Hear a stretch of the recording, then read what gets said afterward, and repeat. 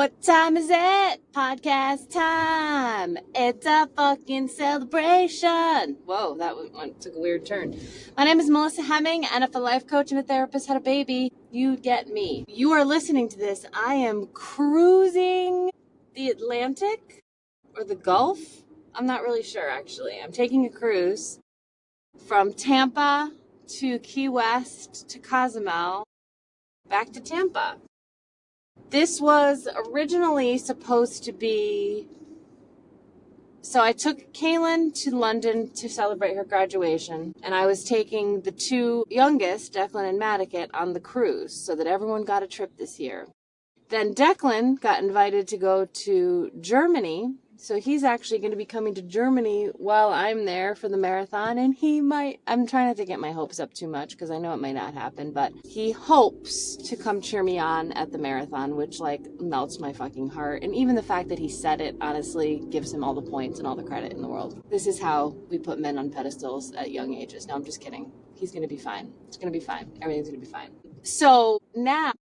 I had already paid for Declan's spot on the cruise, so what did I do? I was totally sober one morning. I texted Tucker, and I said, hey, I will likely regret this, but would you like to take Declan's spot on our cruise? And he said, yes, and you will not regret this.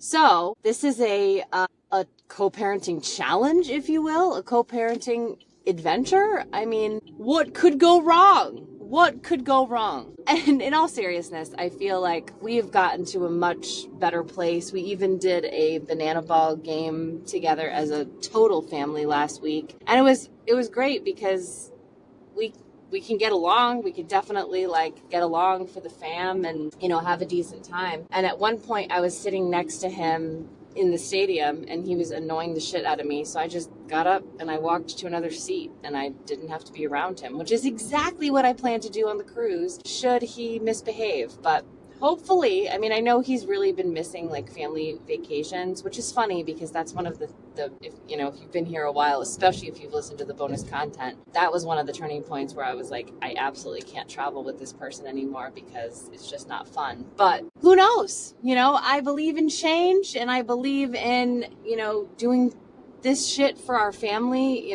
They're only little for so long and traveling with us, and why not make some memories? And a cruise is such a great place to have differing, not views, but goals and activities, and we don't have to be all together. We can separate, we can do whatever we need to do. So hopefully it goes great. But I was thinking about this, and I was also thinking about, because it's also the anniversary of so when Beachbody collapsed, we were really sad that we were not going to have the trips together anymore, because that was such an integral part of our lives and our connection and our community. And so last year we decided to, even though Beachbody, no longer did Summit or any of our conferences, we decided to meet in Michigan, run a half marathon or a 5K or whatever distance you chose, and just be together for a long weekend. And it was amazing. And I was, I think I talk about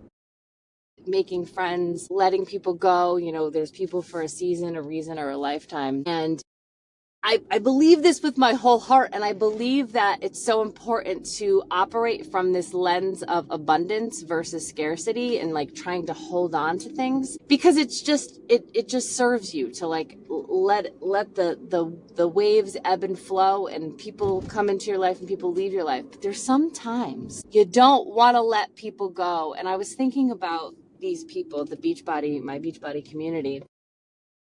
Those are not relationships that I am willing to let go of. And I've thought about this. I'm like, okay, we don't have a Beachbody trip this year because actually a few of us got into Berlin. So two of the girls that I went to Michigan with to run are actually going to be running with me in Berlin, which is really exciting. But we don't have a trip this year. And I was thinking, are we going to do that in 2027?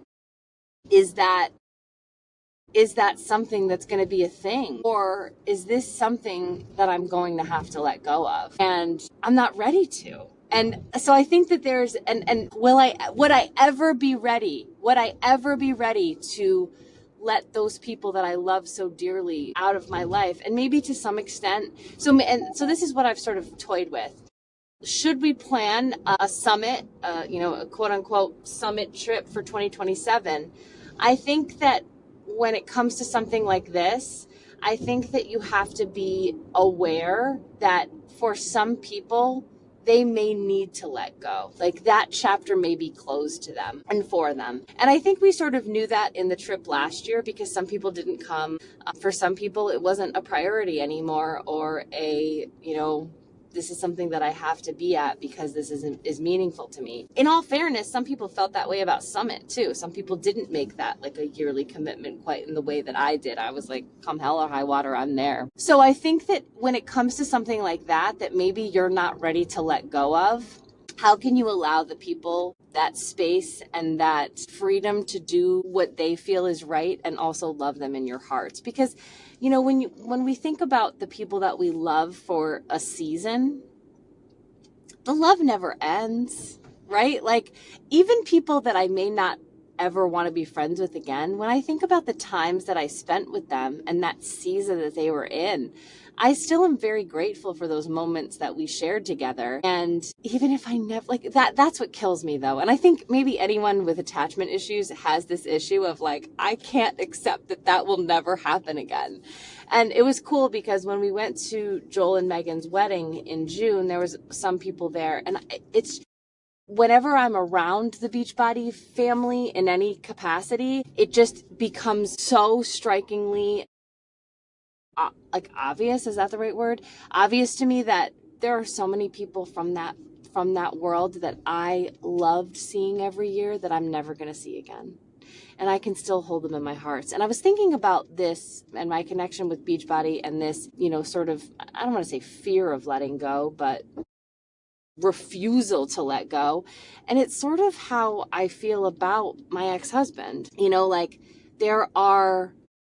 There are things that I really want to do for our family and for our, in our lives that I haven't really been able to let go of. And I think that some of our co-parenting stuff is a result of that, right? Like this, what are we really and what can we be? And I think sometimes and maybe you relate to this if you're divorced or separated, I feel like sometimes I still want what it used to feel like without the romantic stuff, without like the commitment stuff, but that connection. And sometimes it works and sometimes it doesn't. And I'm sort of like walking into this vacation week. I'm going to fucking bring a journal for sure. And I'm just going to bring my boundaries and I'm going to bring my ability to have fun and have a good time and be by myself and just do my thing in a way that makes sense to me and my daughter that's going, and also be fair to Tucker too. And I'm really proud of us. Like if you had said to me 2 years ago, because 2 years ago was when I knew my marriage was ending. I knew it was ending.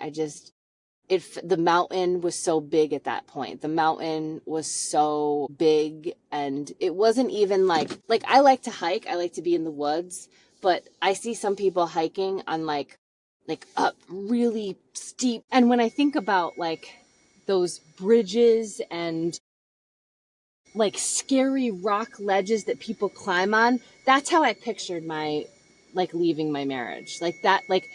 It was it wasn't just do you want to climb this mountain? It was do you want to climb a death-defying mountain where you could fucking fall and crush your skull at the end? That's how it felt.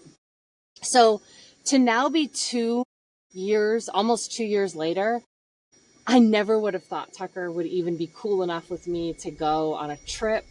I never thought we'd be in this place, going to baseball games together. Because he really said things to me that he would never be able to do that. And that was always a really big fear of mine because, I'm cool with divorce. This is my second one, but I never wanted to be a family that couldn't do things together. And I never wanted my kids to have parents who couldn't be in the same room together or couldn't share a laugh together or have a conversation. And sure, it's not fucking perfect, but it is to me, it's best case scenario. And I think that a lot of that has to do with my first divorce and sort of what, like, Tucker watched all of that. He watched me and Justin have struggles. He watched us come together. He watched him hang out at family events, and we're all just family. So anyways, send me good juju, because you're going to be listening to this on Monday, and we're going to be having a day at sea. Shit. Oh my God.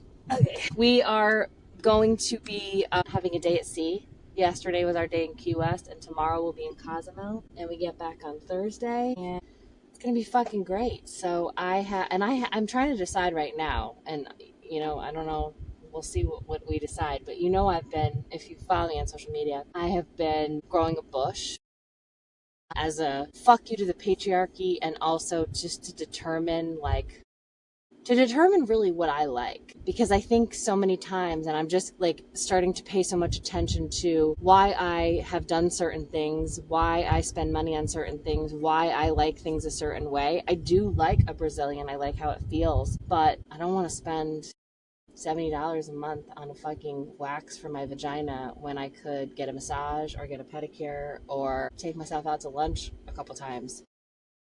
So I'm growing it out. It started with a strip a couple months ago. I have now not had a wax whenever I say that, I feel like I'm back in like Catholic school, Catholic church, and I'm like, it's been a month since my last confession. It's been a month since my last bikini wax, and I haven't done anything to it. So like, yeah, if you like were to look at my bikini line, you would see hair, and it's sort of horrifying and sort of freeing and sort of exhilarating, and we're gonna see how this goes. So I'm trying to determine if I want to do anything to it before the cruise, or if I really want to be a bush in a bikini on this cruise. And part of me is really excited about that. And it's also a Margaritaville cruise, so I feel like bush in a bikini goes with Margaritaville. I'm not sure, but I'm gonna go with it.